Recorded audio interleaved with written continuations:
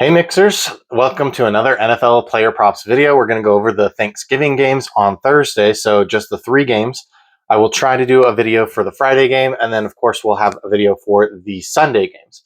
So let's go ahead and jump into that. All right, my first play here is going to be Christian Watson over 3 receptions. Now, if you want to take this for the push, you can on Prize Picks. You can also take over 3.5 for plus money on Underdog, or you can drop it down to 2.5 for lower payout. So kind of whatever your risk tolerance is, whatever you want to play. Personally, I'm probably going to play for the plus money on Underdog for over 3.5. But this push is a decent option, and it's the first thing I saw, so that's why this is what we have on here. So obviously the plus money one would be a bonus bet, not a best bet. Anyway, he's over in 3 of 5 games this season. He's over in both of the away games this season, where he had 4 and 4. So both times he was played away, he had 4. And then he's over in 2 out of 4 head-to-heads, and over in both of the away head-to-heads. So he plays evidently one or 2 receptions better on the road. And now we're talking about a Packers team who, is down a bunch of their pass catchers. And so Christian Watson, ironically, is the healthy one. And yeah, I think he should get 3 or 4 here. The Packers have been a run-first team, and so they have not been throwing as much. I think in order to keep up with the Lions, they are going to have to throw here. So I guess we'll find out. But that is my first play. Second play here is going to be Javonte Williams over 2.5 targets. He's only over this in 2 of the last 5 games. The most recent game, and then like 4 games back. I can't remember. I didn't put the opponent on here. But essentially, they aren't really throwing it to him that much. So that is the number one concern. But I think in this one, where they're playing the Chiefs, a team that's uniquely designed to stop the run, I think Dak Prescott is going to check down a couple more times to Javonte Williams. The Chiefs guard the tight ends fairly okay. So I just think that Javonte is going to get a couple of opportunities here. If you don't agree with me, then I would pivot over to like targets on Jake Ferguson or something like that. Something where you can get a low number of targets, because I don't want to pay for like 9 targets on George Pickens or like on CeeDee Lamb. More, even though he did get 11 in the last game, he only caught 4 of them. It's not like I had money on that or anything. But this is what I like for this game. No Cavante Turpin, no, and then I guess George Pickens is coming back. But when I first wrote this, he wasn't going to play. So I think that he is coming back now, though. So I do like this bet, maybe a little bit less, but I think that he can get here. Not last year, but the last time these two teams played, the running backs had 8 combined targets on the Cowboys. So I think it was Ezekiel Elliott and someone else. But anyway, Javonte doesn't really have anyone running behind him because Miles Sanders is gone, and Jaden Blue hasn't been doing anything, and there's one other guy, and he's barely done anything as well, and I don't even remember his name. So I just think we're just asking for like half of those Thanksgiving targets from the previous matchup, and obviously that was 8 years ago, so things are different. Also, Dak is older. Like, I'm sure he checked down a lot more in his younger years. But anyway, enough about this pick. Moving on. Xavier Worthy over 18.5 in the first 2 receptions.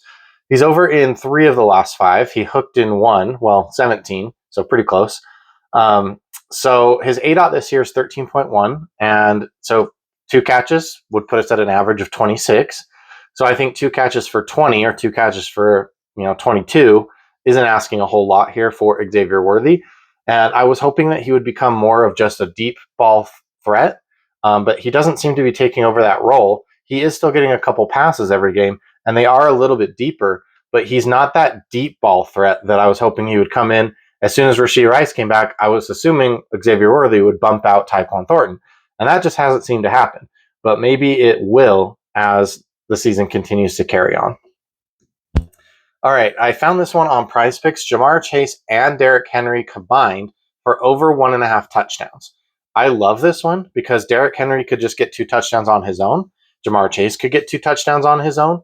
Together, I think they're definitely getting 2 touchdowns. So Derrick Henry's over in 100% of head-to-head games with the Bengals.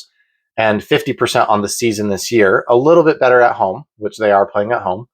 Chase is 75% in head-to-head games and 40% on the season. And he doesn't really have massive home and away splits. I mean, it's hard when you've only scored in 4 games.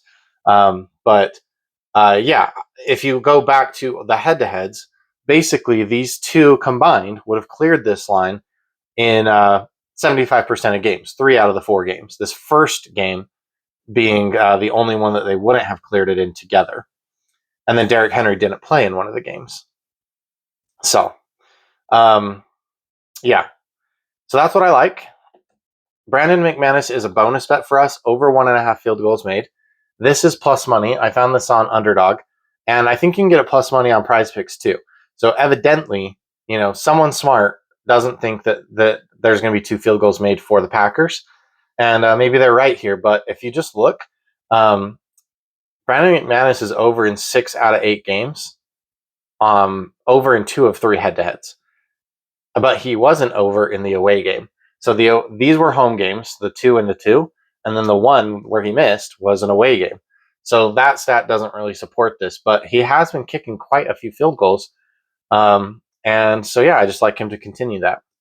And one lean here, Jared Goff over 1.5 passing touchdowns. This is a reduced payout, but you're still getting about 2.75 if you pair it with regular line. So it's not that much of a reduction, So I think we can still play it. It's still decent payout in my opinion.